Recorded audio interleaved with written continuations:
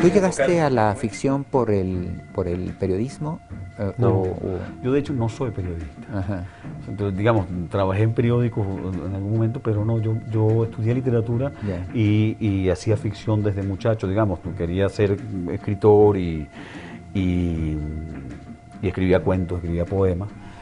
Y después, por interés político, por militancia, por trabajo, terminé trabajando en periódicos y terminé haciendo periodismo. Porque no se podía, no quería ser profesor de literatura y no vivía de mis libros, entonces terminé un poco más al revés. Yo sí llegué a la ficción después de una muy larga trayectoria periodística, pero es cierto que en el momento de escribir, de novelar, yo tenía que levantar al periodista y llevarlo a otra habitación, encerrarlo bajo llave y no permitirle que se inmiscuyera en el teclado para dar explicaciones, síntesis, soluciones, tramas lineales, moralejas, que el periodista está obviamente... O tentado por los datos que manejas, no por la información. Porque al final una buena novela es como la vida, y la vida es caótica y contradictoria y nunca tiene finales cabales ni moralejas claras y definidas, etcétera, ¿no? Bueno, yo si tuviera que hacer un venezolano, me gustaría ficcionar a la esposa de Maduro. Cilia Flores. Sí. Convertirla desde luego en un personaje de ficción, es decir, alguien a la sombra, a la vera de Maduro, que pudiese estar viviendo intensamente el desarrollo de los acontecimientos, pero al mismo tiempo con una mirada un paso atrás, pues, ¿no? Tendría que ficcionarlo porque probablemente el personaje real no se cuestiona absolutamente nada, pero me parece que sí, que una mirada desde adentro del poder y al mismo tiempo un pasito atrás se presta para un abordaje de muchos de los temas que no tiene desperdicio. Yo creo que en México, en general los mexicanos no se dan cuenta de la influencia tan enorme que tuvieron en América Latina y sobre todo en Sudamérica. Yo vengo de una generación que se crió escuchando canciones mexicanas y viendo películas mexicanas.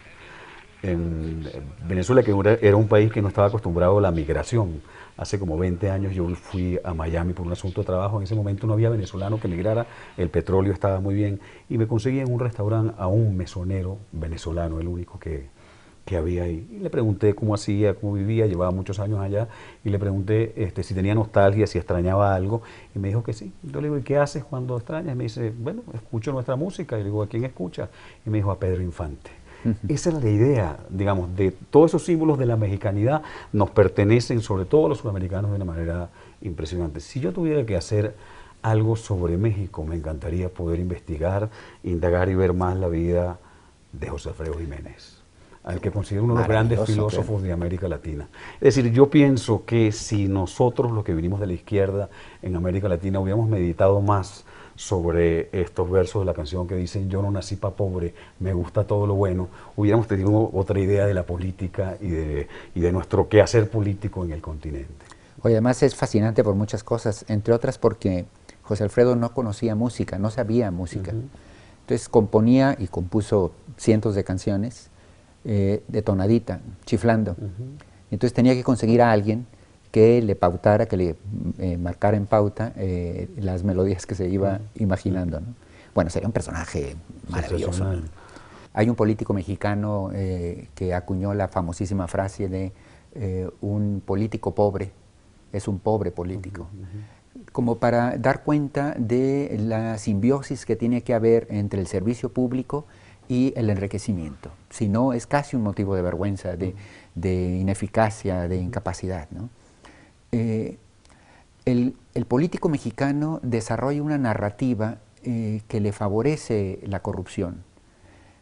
Nadie se ve en el espejo y dice, carajo, qué corrupto soy, porque el que se ha robado $2 millones está absolutamente convencido que otro en su lugar se habría robado $8 millones, pero como él es una persona decente, un funcionario que se debe a su comunidad, entonces solo se ha robado eso porque, bueno, hay que proteger a la familia, la política es traicionera, nunca sabes cuándo claro, aprovechan y protegen las siguientes 5 generaciones, pero ese es otro tema. Pero es eso, es decir, a mí me parece que en México la corrupción alcanzó niveles de sofisticación, de arte, digamos, en la medida en que, en efecto, fue montada desde el poder y a través de una maquinaria perfectamente eficiente, ¿no? Hay un elemento particular del chavismo y de estos años que también creo que es muy importante, que es que Chávez le dio beligerancia a los militares. Y yo creo que esas son las cosas más complicadas para el futuro venezolano. Es decir, los puso a votar, pero no solo eso, sino a participar activamente en la vida económica y política del país. La cantidad de militares que dirigen empresas del Estado es inmensa. La cantidad la mitad de los gobernadores del país son exmilitares. Todavía son generales, etc. Entonces nosotros tenemos un elemento ligado a una corrupción militar, ¿no? Chávez también, para controlar el ejército, nombró a una cantidad de generales. Yo creo que nosotros tenemos 200 generales más que el ejército español, que tiene una población muchísimo y un territorio más grande que el nuestro.